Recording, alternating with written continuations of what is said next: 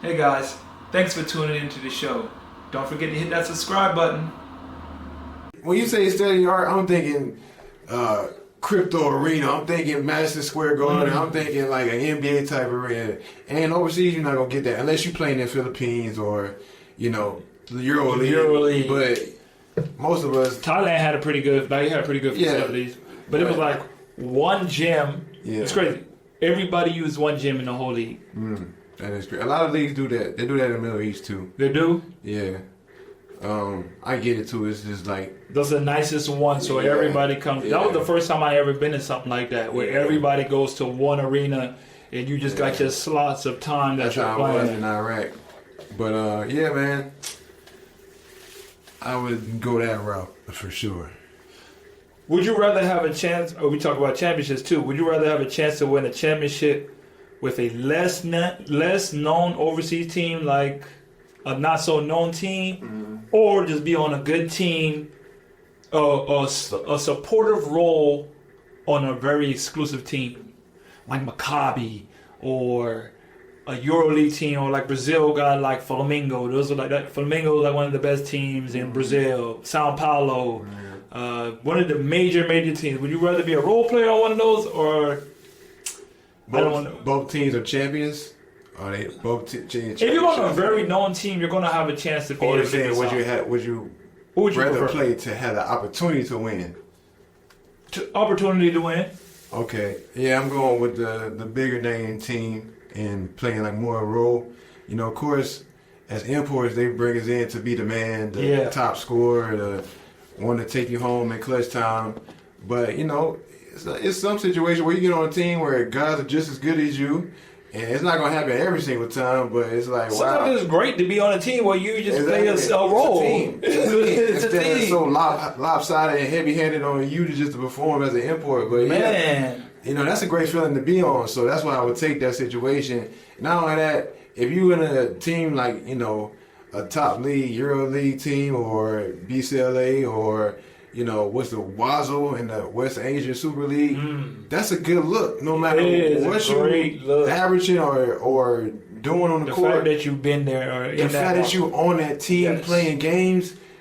All these agents, hey, I heard of him. Hey, I heard of him. I seen him. It's just really, sometimes it comes down to exposure. Oh, you played in this league? Who's seen you and how good you looked on that team. You know what I mean? If your team is winning, especially if you play on a EuroLeague team, you got a high chance of winning. So you're going to look good, and that's just going to promote yourself for higher paying jobs in the future, and that's a win-win situation.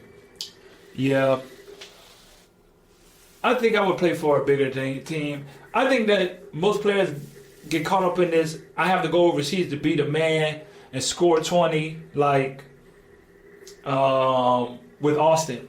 Like, I feel like he is not productive enough if he's not like constantly. You know what I mean? Yeah, me and him are like total opposites right now. Yes, and it's because of different stages of y'all career. 100%. You're 7 to 8 years older than him. You've been in the game 7 to 8 years longer than him. Right. So you are more understanding.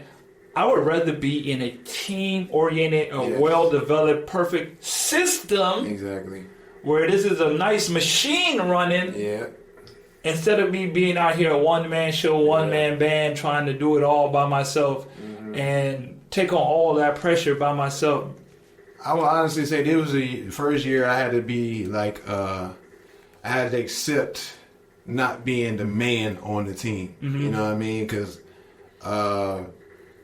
both teams this year I played for didn't bring me in to be the man. You know what I mean? They just brought me in to, of course, help the team be an import, but not the number one option. Who was the number one option for you in Iraq? That's what I was saying. They thought I wasn't going to end up being the number one option, but I turned around and ended up being the number one option. Who was there before you to be the number one? They thought it was going to be the young guy, rookie guy. Not the guy. Oh. No. He was legit. He was good, but he caught a concussion. Shout out to you, Breland. You did made a great rookie debut. But I had another guy I played against in England, and he had a decent season, but they ended up letting him go, and then after that, we just brought in like 3 more point guards after that. But in between that time, like I said, the foreman who they wanted him to be the guy, the surprise guy, he ended up catching a concussion. So I would end up getting a lot of playing time, and I promise you, in that time played maybe 12 games before we brought in another import, and I was averaging like 25 and 12. You wasn't getting out the game. You were playing 40. Exactly. And so that was cool. But really, I had the whole mindset going in. I was just like, bro, I just want to win. I don't care about individual awards, stats anymore. Just because the previous year, I had a terrible year. We missed the playoffs. This is in Plymouth? Yeah, career lows in points. I haven't averaged that list since my rookie year. You know what I mean? So I was just like, you know what? I don't like that. But the thing is, it wasn't that my skills or my game was decreasing or declining. It was just like more so the situation. And, you know what I mean? I just like, all right, I know I can score the ball and get rebounds and give you 20 and 9 consistently, but I really want to win. It's like I don't know how to say it, but it's like you start your career off, you have to go crazy. Yeah.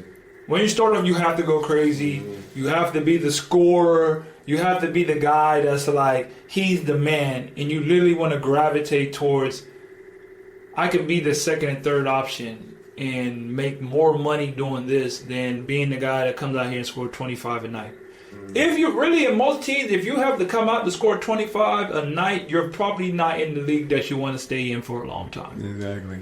Yeah. Because, if they're bringing you in to score 25 a night, an average player, that's probably not the league it's not going to be beneficial for you in the long run, because higher leagues, higher level teams that are really going to give you the money that you want, they're really looking for glorified role players. Exactly.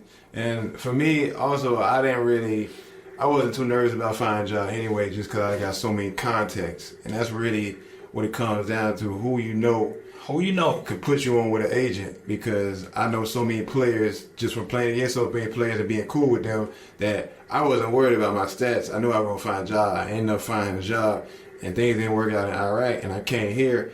And like we talked about with me and Austin, we kind of in the same situation, because we not used to getting 25 minutes a game, 24 minutes a game, goodness, which is kind of outrageous. I'm not even going to say it is outrageous. We both should be getting 30, and we both here in this league, in this situation, yes. Yes, for sure. But the thing is, I was trying to tell Austin, don't take it personal. Just keep winning. Yes. Just keep winning. That's the only thing you gotta do. Everything will fall into place. Yes. Yeah. Of course, it's frustrating averaging 15 and your not usual numbers, but it's all gonna pay off once you raise that trophy. And it all equates to him. Like, that's the what's the word I want to use? I want to use the good word. It's like, that's the perception. If I'm not scoring 20 a game, because everywhere I went, everybody's always looked at me for 24. I just came from this league and I'm averaging 24 in that. However, this league's a little bit better. There's a lot more opportunity that can stem from this. And all you have to do is worry about maximizing the time that you have at this moment, and everything else is going to take care of itself. That's what you know what I'm saying? But that came with our time. We're 7 years ahead of him, because when I was 27, I'm trying to put the ball in the basket. So numbers are very important. So I definitely understand where you come from. That's why I just try to give him my 2 cents on, your time gonna come, and he know that. Yeah. But at the same time, he got all right to feel like I got to get it, bro, because time is nobody has unlimited time on their hands, and he trying to just maximize while he's young. So, yeah, I remember when I first came back to Chile, and I had recently, this is before I won, this one I came to Los Angeles for the first time, and like the first couple of games, I'm putting up like 28 shots. Like, I'm getting them up. I'm getting them up. And my homeboy on the team, Brandon, he came up to me, he was like, we was watching film one day, he's like, let's watch some film. We was watching film together, same thing like we was just doing, and he was like, all you gotta do is rock with me. You ain't gotta take 25 shots to get 25 points, be more efficient. Let the game come to you. Slow the game down. And I start thinking like, that's a different perspective. I've never thought. Not gonna lie, very beneficial to watch film. It is. Watch film. Watch film, kids. It's very beneficial. It's very cringeworthy, and sometimes it's. I hate watching it myself. I was like, I was doing that, but you learn. What do you normally look at when you're watching film? Are you watching yourself and the moves you make, or Put it try like to read this. the defense when you watch it? Looking at the last film we watched, me and Arnold and my guy Austin, we were watching film against the team we playing in the playoffs in the first round, and more so I was just looking at my body language. And I was thinking about my mindset the whole game, and it was so bad. It was bad. It was so bad. It was awful.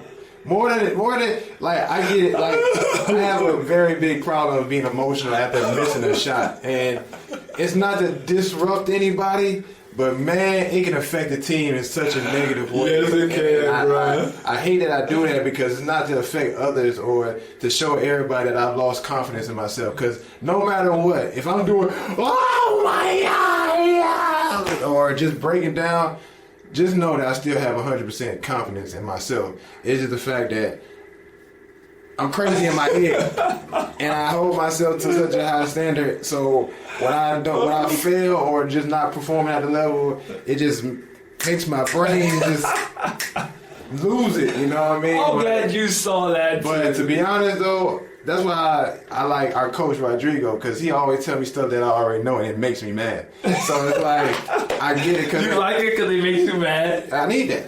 I really you like when I tell you things that you already know. Not from you, because you're my God. You're my peer. Oh my God. I don't need it coming from you. Why? What you mean? If I don't hear it from you, who else am I gonna hear it from? My brother, you motivate me, but you're not like. I'm not calling my coach my superior because no man is above me, but he's like my authoritative figure. He's like He's the head. He's the head, so I kind of listen to him with a different ear. Like, you serve your purpose, but him, it's like... I serve my purpose. And the way he be talking sometimes, he catch me off guard, boy. He be saying the slick stuff when I don't expect it. Like, what did you just say? Like, yeah, you're not that good. You're not that good. All right. So, like, pull that chair up. Look. Cross my legs. Exactly. Oh, I got some bad news and more negative news, and I'm going to tell you that... I need to talk to you for I'm here a to second. pop your ego. You feeling good about yourself? Well, here I am to tell you. I know we won the game last night. You did? You did decent. You know, you did good, but you need to play better defense. When he said it, I was like this. Yeah, man. But, I'm looking at you, looking at him, because I'm like, I know what he's thinking. Yeah, but to be honest with you, it's like, it's a good thing because, like I said, we watched film on it, and then earlier this week, he pulled me to the side. Oh, matter of fact, you gonna tell me what he said? The last practice. Let me finish the story. Golly. I'm the guest.